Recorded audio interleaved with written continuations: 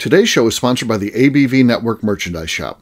Check out our large assortment of logo merch and our lifestyle collection as well. Just head over to abvnetwork.com and click on Shop. We are also sponsored by The Bar to Go. The Bar to Go offers a fully customizable carrying case that allows you to take your favorite distilled spirits or cocktail ingredients with you. Whether you're looking for yourself, a customized gift, or logo items for your business or event, The Bar to Go can help. Check them out at thebartogo.com. Use the number 2 when you type out The Bar to Go.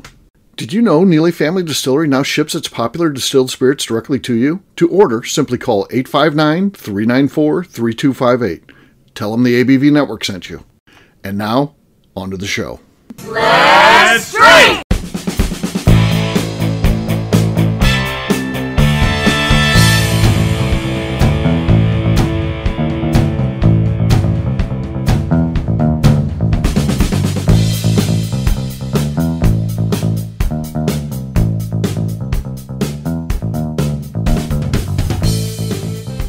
Welcome to the Bourbon Daily, the podcast about everything bourbon delivered to you every day of the week.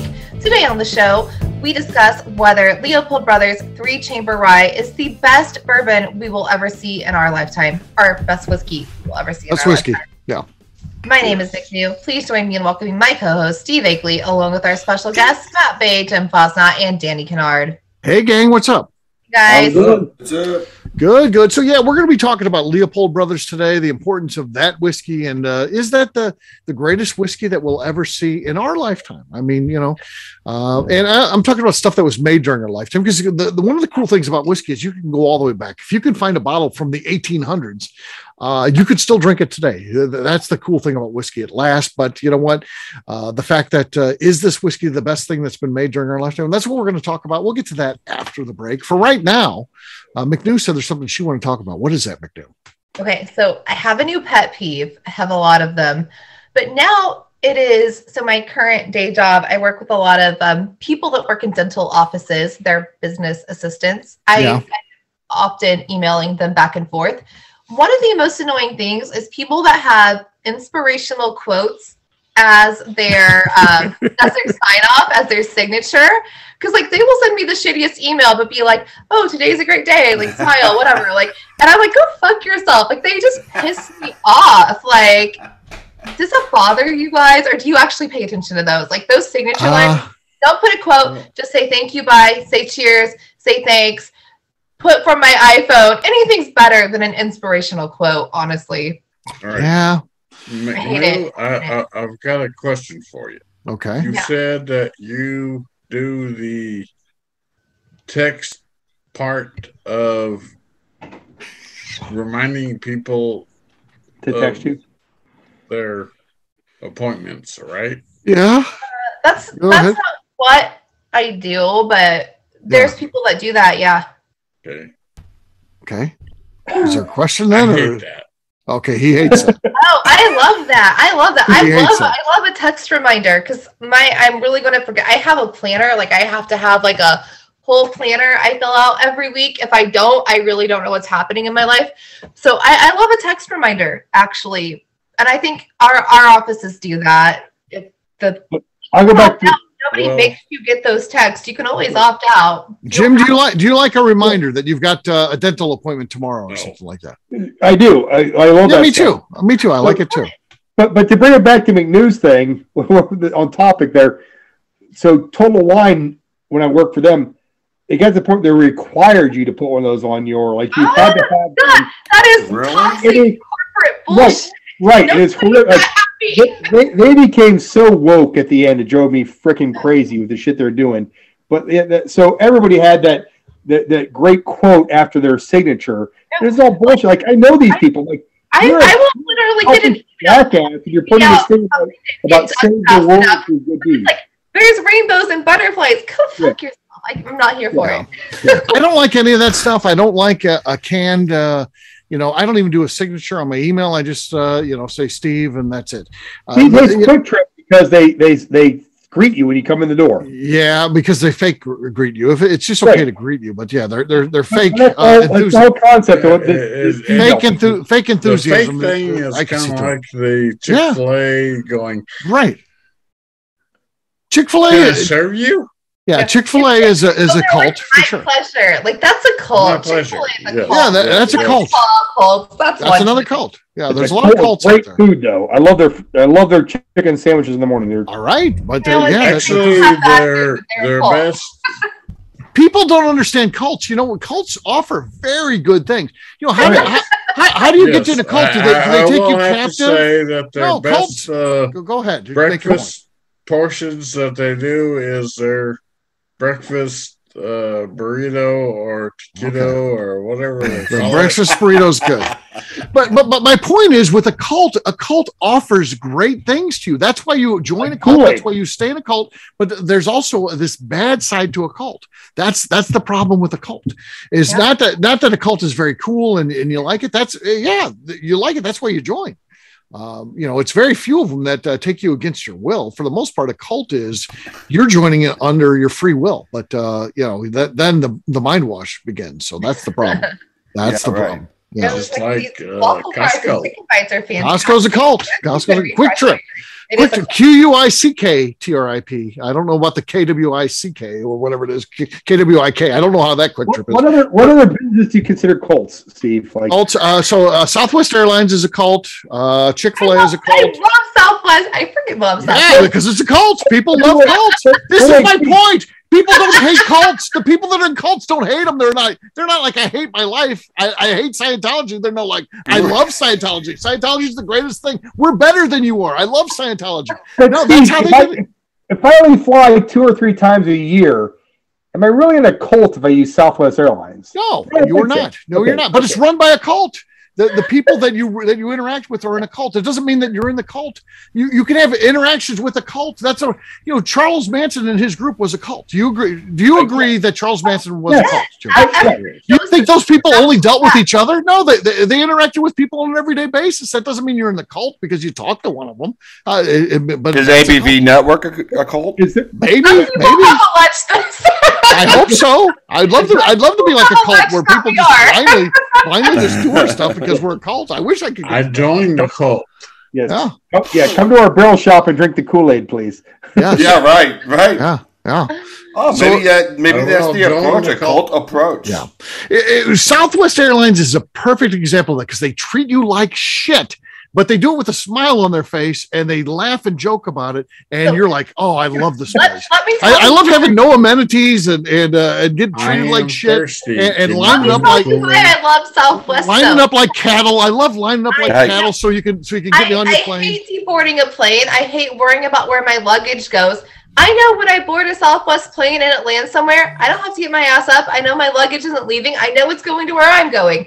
I love Southwest for that reason. Yeah, people love cults. People love cults. That's while we're on this conversation right now, I literally just joined the cult. I just joined a cult now. There it is. I just got it. I joined the ABV Network Club. Yeah. We've been told we were a cult before. I'm in the cult now. I wish we could be a cult. I don't know how to get there. I need some. Yeah, I'd love to get there, but we're not a cult, but we're trying. We'd like to be. Yeah, that's the end game for sure. The goal is to be a cult. The goal is to be a cult. We're not there yet. We're trying, but we're trying. There's no size limit for a cult, right? No. Cult it takes anybody. Yeah. Or as small as you want it to be. Yeah. So there you go. There's my 4 businesses that are cults. You now know what they are. So yeah, follow along, and they definitely. I want bourbon and Kool-Aid because it's a cult. So there you go. There's a small talk. It had nothing to do with what McNew. Hey, yeah, that was great. One line to another. I feel like if you use inspirational quotes in your email signature, you're probably in some fucking cult somewhere. That's on you. I don't even like it. I love. Or you're corporately enforced to do it. Yeah. When I was in corporate cult, and you just do it because you're getting a paycheck. Those posters are the worst thing ever. Like, the posters. With the iceberg. Cat that are like hanging with there. Ansel Adams pictures. Even people that we like Russell Creed has shine on at the end of every email, or even Bernie, stay bonded. Do we need that? Probably not. That's their branding, though. That's their branding. That's their branding. different. That's a little different, I think, than what McNew's talking about. Like, No, it's not like a Maya Angelou quote. Like, no disrespect to her, she's fantastic. But don't, I don't need some poetry up in here, okay? at the end of every one of my emails, it said cheers with what we're doing. Like, that's not a cult thing. That's fine. Absolutely. I'm usually sent from my iPhone. That's all you're getting from me. Yeah. There you go. All right. Well, guess what? It is time to drink. What is everyone drinking? Let's start with Danny before he passes out. Danny, what do you got there? Water. Shit. Wait, passes out again. Let's be clear. Water. Well, Danny doesn't have anything, so it's probably best we skip you anyway, Danny. Well, now he's reaching for something. Like, Danny, this isn't new to the show. Like, we do this every show you drink. And this is the sixth one we're doing, right? I mean, something like that? Yeah. It's the fifth one, yeah. Danny, what are you doing? All right, he's got something. Let's do Makers. Okay. Well, if you got to pull a Maker's wax Fun. off that, we're going to be here for an hour. Yeah, it looks like a new bottle. Oh, jeez. Look where you start with the wax. Way down there. It's not way down there, Danny. That's not how it works, Danny. No, There's a tab of the. Yeah, there's a tab up top. There now you're getting warmer. Okay. Oh, Danny's lit. Gosh darn it. I hate this for you. I can't believe you got that far. I'm pretty happy. Yeah, he's got it about halfway around now. You could see. It'll look like this when it's done, Danny. Yeah. Okay, he's trying. Danny's got somewhat. All right. Now he stopped to give the finger. Okay. Danny, can you do it? He's gonna try to. You got it, buddy. Come on, Danny. Come on, pull. There you go. Let's go, Danny. You pull off that. There's nothing. No noise in there. Oh, Oh no, that was just the. Okay, here we go. Silence on the side. and Quiet. Here we go. Oh Jesus! It's like he's doing a safe combination. 21, 26, back to 33. Okay, it made nothing, and he spilled a shitload of it. Did you see how much of it flew out of the bottle? Did you see the amount of liquid that left the bottle there? Yes. Yeah. Oh my God. Okay. Luckily, we record this stuff. I'll have to put that out in the private. Shit Facebook happens. group. Yeah. You'll get to see that in our Facebook group now, Exactly. since you joined the club. All right. Or cult, maybe. So, Jim, you're next. What are your popping tonight? Well, I'm gonna do a Maker's Mark 46 cat strength, but it's a 375. Okay. Well loved. So I didn't want to win, 4 out of 5 tonight. So Okay. So we'll see. I'll beat Danny though. Okay. Great. Okay. Basie and Slosh. So yeah, that's the lead. I've also got a small bottle here. This is a 200 milliliter. So I've got Traverse City Whiskey Company, and this is from their event that they do. This is the barrel proof cherry whiskey where they use the cherries that they grow on their farm. So I'd say that's the lead because there was no slosh. I stuck the landing. I'll do the last show pour there. So that's actually quite a lot when you're looking at if you were in a normal Glencairn, it would look way fuller. Yeah. So I got the Canadian Glen going, but that empties this one out. So yeah, McNew, you're next. I got the lead. I did not bring enough bottles in here with me, so I'm going back to my screw top Fairy Old Barton. Okay, man. That keeps the lead. Then it goes to Old Man Bay. Wait a minute. You're the only one right now? Oh, my God. Oh, you can win this, Old Man Bay. Old Man Bay, you got a chance here. Did I screw it up? Can you guys hear me all right? Yeah, we can hear you. Right. I'm drinking. I will be having the Old Man Bay Neely. Is there one called Old Man Bay from Neely? This is. Hey, look at the. Can you see the charcoal on that? Yeah. No, it's when, at the end of the tour. Fill your own bottle. Yeah. He filled his own bottle, but it's not Old Man Bay. It's not. He named it Old Man Bay. What does that say? It says, well, because you wrote it, it says Old Man Bay. That's There's no right. Old Man Bay. It was never available at the shop there. Oh no. Okay. No. Oh my gosh, there's so much going wrong. There was squeak. There was a low pop, and then he hit the mic. So yeah. Like I hate to say, Steve won. Like I by won. default. By default, yeah, it was a cheap win, but I won. Cheers, Yeah. gang. Yeah. Well. Best of the worst. Mhm. All right. We'll take a quick break, and then when we come back, we're going to be talking about Leopold Brothers whiskey and that 3-chamber rye. We'll do that in just a few.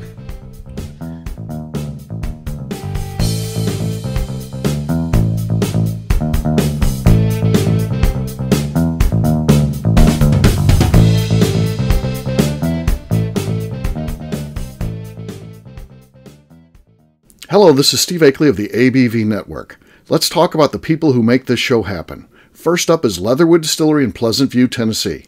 Company founder Andy Lang started distilling as a hobby while serving his country as an elite Green Beret. Andy distilled all over the world during his time in the military and brought this passion back to him in the U.S. when he returned home.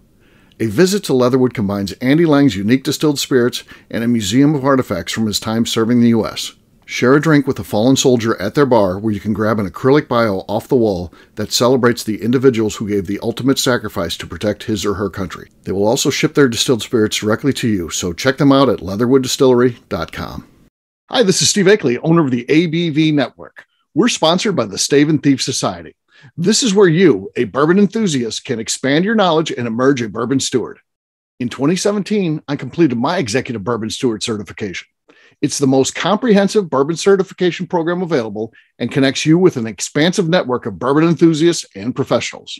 Check out the full listing of in-person and online certifications and join the society today by enrolling at staveandthief.com. Okay, let's talk about Neely Family Distillery. In 2018, I met Royce Neely at an industry event. He started appearing on our shows, and we became friends during my frequent visits to Kentucky. Today, he's leading the way for young distillers making their mark on the bourbon industry. A visit to Neely Family Distillery combines family history, a look at what makes their products unique, and of course a tasting through their whiskeys, moonshines, and creams. Check them out at neelyfamilydistillery.com and visit them in Sparta, Kentucky.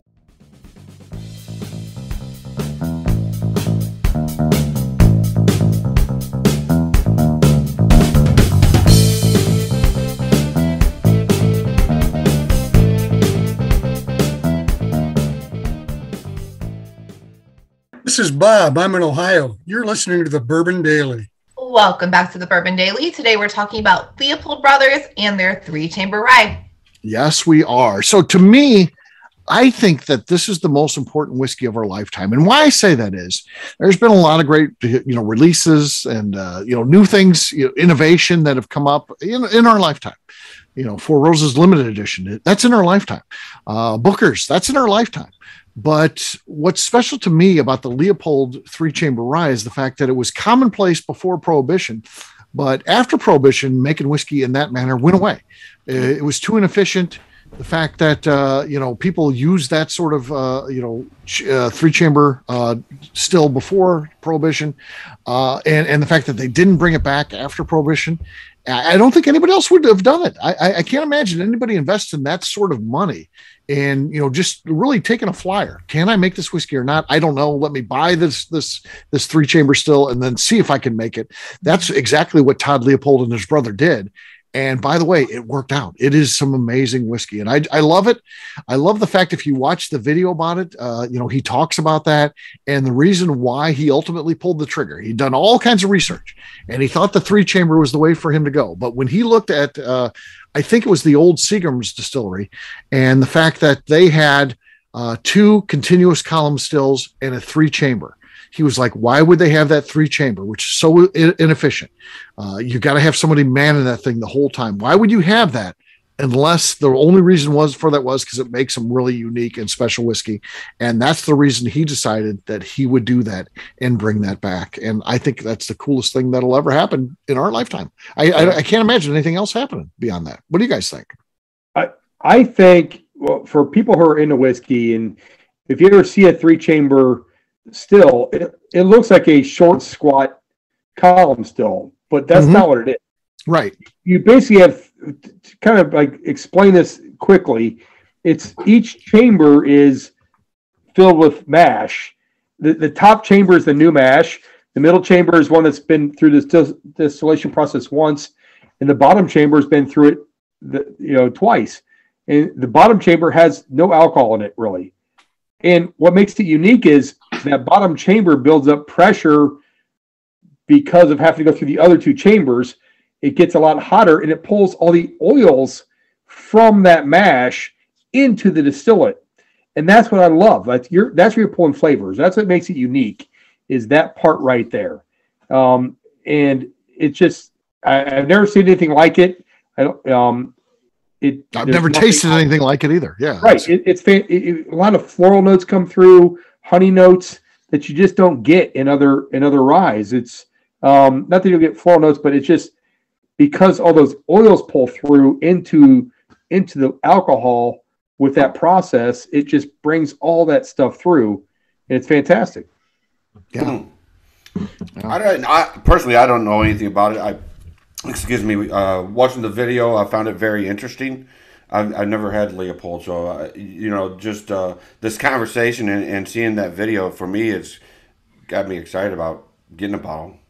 Yeah, I think it's a must, really. I mean, I think if you're a true whiskey fan and you like American whiskey, I think this is one that you want to try. To me, like last year, I think that it should have been a clean sweep of all awards. Anybody who didn't give Leopold Brothers 3 Chamber Rye as their whiskey of the year, they don't know whiskey. It's that simple. It really is. It's a farce. If you gave it to someone else, no, Leopold 3 Chambers Rye was the best whiskey of 2021. So, yeah.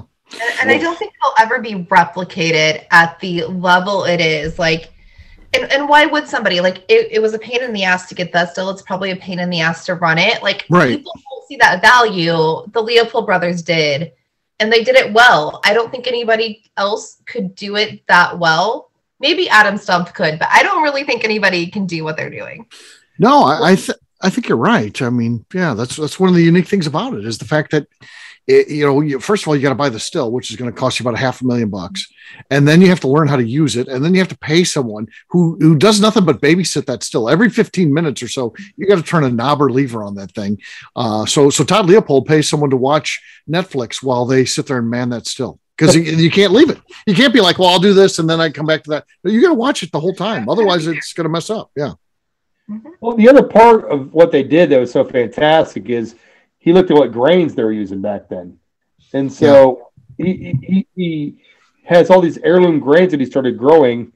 I was, reading something or watching something about where back, when this was being used pre-prohibition, that the ryes were 40 or 60% starch, and now the ryes are 90+% starch. Right. So for more yield, but not more flavor. Yeah. Right. Bred for yield, not for flavor. Exactly. Efficiency is what it comes down to. From a corporate standpoint, it's how much alcohol can we produce out of this, which is why we use yellow dent number 2, and every major distiller uses that, and it's for yield.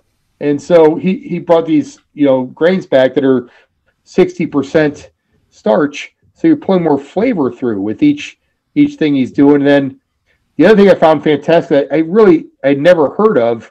I've heard the term dunnage for a rick house, but I didn't know what that meant. And all it means, it's an earthen floor. So he's in Kentucky, or he's in Colorado with very low humidity, and so typically in Colorado you get a ton of evaporation off of these barrels, angel share. Right. So dunnage means they have earthen floors, and so it allows the natural moisture in the earth to get pulled into the rick house. And so he's only pulling about a 3%, I think is what I read. Kind of in line with what happens in Kentucky versus he's kind of in a mountain desert climate, really. So he should be getting much more like 7-8% loss per year. Yeah, so he's done this research and he's done it right. Like the guy's a historian, almost like a Mike Veach type from his research standpoint, which I just found fascinating. And I would love to see one of those stills in the hands of one of our friends, like you said, like Stump or Royce, to see what, or even Lenny out in Kentucky or in Colorado, but just to see what one of these guys. Probably Stump would be the one I'd be most interested to see, just because what he could do with that. Yeah. I do love it. It's one of the few whiskeys that I will just Google from time to time and see if it's available locally. I don't know how any of this works, because there are websites that will pull in what local stores have in inventory. And the 3 Chamber Rye is available right now. And, I saw it available for $200 a bottle. Again, is $200 a lot for a bottle of whiskey? Yes. But if it's something that's totally different than anything else that you're drinking, I think that's where we're at today.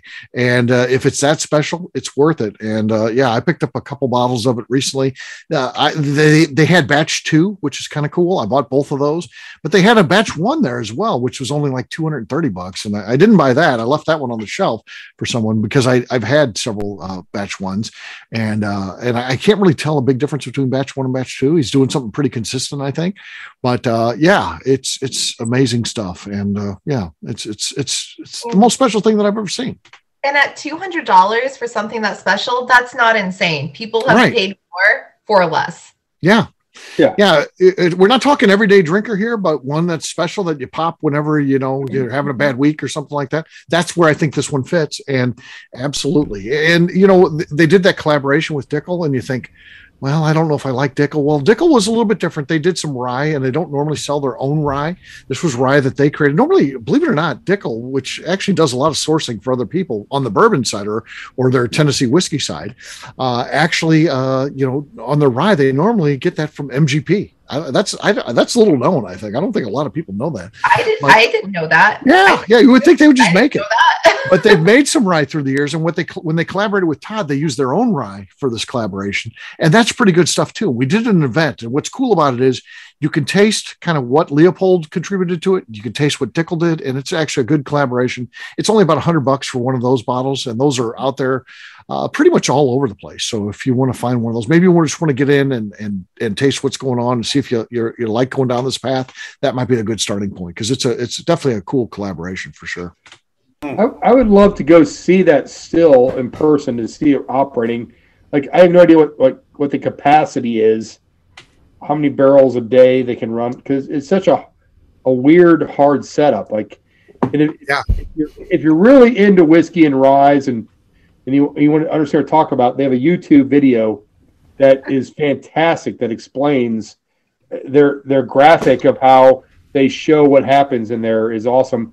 And it's they call it a 3-chamber. I'll call it a 4-chamber because you're preheating the mash on the top chamber that it's not being distilled, but it's it's very, they did a great job to educate how this works. I don't normally like watching that stuff, but I played that, and that video was just fascinating. So Old Man Bay, I know I sent it to you, and you watch it. That's good stuff, isn't it? I mean, it is. It's very fascinating to me, but that I'm kind of a nerd about that though.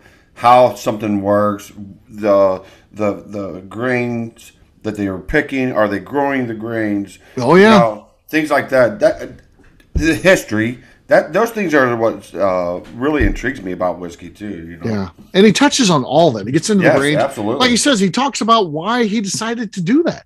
Why did he elect to go that route? So it's cool stuff. So yeah. Do you think if somebody else with not a 3-chamber still took those old grains, the older grains, put them in a different still, whether it's chamber or pot still, what do you think their results would be? Would it be comparable even? Go ahead, Jim. I don't think it would be comparable, but I do think it would be better than your average rye. I do think that. I mean, yeah, it's good stuff. Go ahead, Jim. I agree. I agree. It'd be better than the average rye, but I think it'd be significantly less than what they're doing because of. I kind of nerd out on how stills work, and if you look at that 3-chamber, that all those oils, that bottom chamber gets so much hotter than the other 2 chambers because of the pressure that builds up trying to force that steam through the other 2 chambers. It's 20 to 30 degrees hotter than the other 2 chambers, and it pulls the oils through, which that's where all that flavor comes in. That's where you get all those notes, herbal notes and floral notes that are coming through there, and honey notes, and you're not going to get that any other way you distill it. That is one of the most viscous whiskeys you will ever pour on, into a glass. The legs on that compared to anything you'll ever have. I've had it a couple times, and it's spectacular. And probably after talking about this, Steve, I'm probably going to go try and buy that other bottle tomorrow. On our Friar Tuck, they just had one bottle left. I just checked online; they still have it. They still have it. So I'll probably try and pick that up tomorrow. But it's I've tasted it a couple times, but I've never owned a bottle myself. But man, there's nothing more viscous, and I love that mouthfeel to that. and that's what's pulling all those great flavors through. Yeah.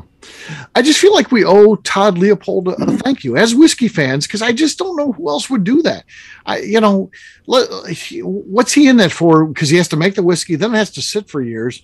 He's in it $500,000, 600,000. I don't know. That's a lot of money to be able to have to throw out there up front and then be like, well, down the road, we're going to sell this. It's going to be really good. I think it's going to be really good. Let's try this.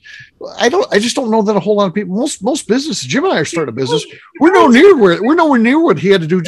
He's got a whole other business, but we're nowhere near what he just had to do just to make this whiskey. Yeah. And I would love to know the capacity, like how much can you pull off that still in a day, in a week? Like it seems like the process would be, I can't believe you do more than a barrel a day. I can't. Right. Right. And he's doing some unique stuff too. He talked about he's going to run some peach brandy off of that, because apparently Colorado is very well known for peaches. I didn't know this until I got into whiskey. I only thought they were from Georgia. I would think Georgia is it when it comes to peaches, but apparently Colorado peaches are a thing.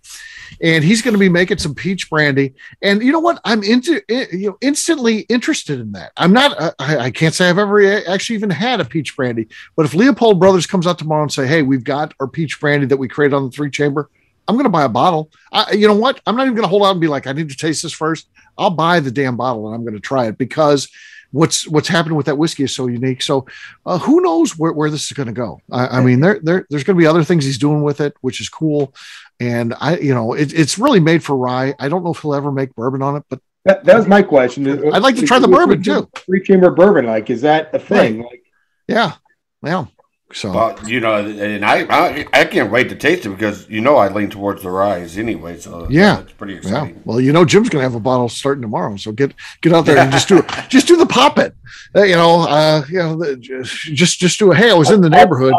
I'll tell you what, I'll bring that bottle over when you're showing me how to make some how you do your routing on your signs. There you go. There we go. That's pretty fair there. Fair enough. That's not bad. Not a bad deal. Yeah. All right. Well, there you go. Talk a little bit about Leopold Brothers, and shout out to the team out there. Great job at Leopold Brothers. And, I couldn't be any happier for that. So, yeah, we got our friend Danny here. I don't know if he's going to respond or not. We'll see. Old Man Bay, you're first. Where can people find you? Old Man Bay, at Old Man Bay Science on all social media, and oldmanbayllc.com. All right, Danny. Hey, Danny. You can find him on Facebook at Danny Kennard, and you can also find him taking a nap right now. Yes, absolutely. All right, Jim, how about you? Where can people find you? You can find me on Facebook at Jim Fazat, on Instagram at FazJim, FAZZJIM, and every Friday night on Jim's Big Pours. You get your tickets on Eventbrite, and pretty soon you'll find Steve and I hanging out in our barrel shop, ABV Barrel Shop in St. Louis. Yep. Head over to abvbarrelshop.com. Sign up for our distribution list, because we'll keep you up to date what we have in the shop, what our weekly hours are, and things like that. So check us out, abvbarrelshop.com. McNew. Congratulations to both of you, by the way. Hey, thank you. We appreciate that. McNew, how about you? I am on Instagram at McNew ABV. What's our responsibility here as we end the show? Do we have to wake all Danny just up, leave? or do we just leave? We just leave. I feel like Misty's probably there. She'll take care of it. Hopefully Misty takes care of it. I have no idea. Hopefully someone's there to take care of Danny. It looks uncomfortable, though. I don't think that's a comfortable sleeping position. It doesn't look comfortable. His neck looks like it's just hanging in the morning. He doesn't even have his head resting on the table or anything. No, he's slumped over with his neck. He's going to wake up with neck pain. Hurt so bad the next day. Oh yeah. Than you guys. That's not going to be good. I think Danny just starts over with the bourbon, though, to take care of it. Danny. Yeah, Danny. For me, I'm an easy guy to find. I'm at Steve Akeley on Twitter, Instagram, or Facebook. I've got a website, steveakeley.com. We've also got that company website. That thing's abvnetwork.com. Check it out, because everything that we do is out there. We talked a little bit about the benefits of the club. Hit our shop. That's out there at abvnetwork.com. You can join that. Old Man Bay did it while we're recording here. So I joined the cult. He joined the cult. He did. So check us out, abvnetwork.com. McNew, anything else to say before we get out of here? I would like to remind the audience to please give us a 5-star review. That includes comments. It helps new people find the show, which is very important to us. And if you like what we're doing, we ask that you please visit our Patreon page at patreon.com/theABV Network. All right. Before we let our audience go, let's see if we can wake Danny up. I'll count down 3, 2, 1, and we yell Danny. 3, 2, 1, Danny! Yeah. No. Still sleeping. He's still sleeping. All right. Fridays, we'll have a brand new show for you tomorrow. Until then, take care, everybody. See ya. Bye.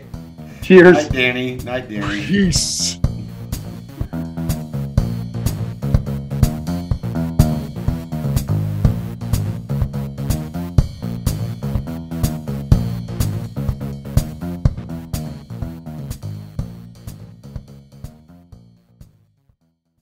Before we finish the show, let's talk about some great companies that support the ABV network. First up is Moonshine Still Pro. Moonshine Still Pro has a full line of products to help the home distiller. Whether you want to experiment on the stove in your kitchen or you're looking for a bigger setup in your backyard, owner Russell Creed and his team can help. They have multiple still offerings, accessories, and even grain from their partners at Goldstone Mill to assist you in making whiskey on par with your favorite distillery. They can also help you with some fabricated parts you probably can't make yourself if you are attempting a DIY still project. Learn more or order your still or parts at moonshinestillpro.com. Another friend of ours is the Goldstein family at Goldstone Mill. The Goldsteins offer a variety of heritage and heirloom grains to make the finest whiskeys in the world. Plus, they are more than just a grain company. They are truly consultants to make sure the grains they are providing to you or your business meet your highest expectations. Additionally, they work with mills around the country, ensuring shipping is as low as possible for their customers. If you're a distillery, brewery, or even doing this at home, Goldstone can assist you. Check them out at goldstonemill.com, call them at 217-254-6613, or check in via email at hello@goldstonemill.com. The Bourbon Daily is part of the ABV Network. For more information or to become a sponsor, please visit abvnetwork.com. Thanks for listening and cheers. This has been a Steve Akeley production.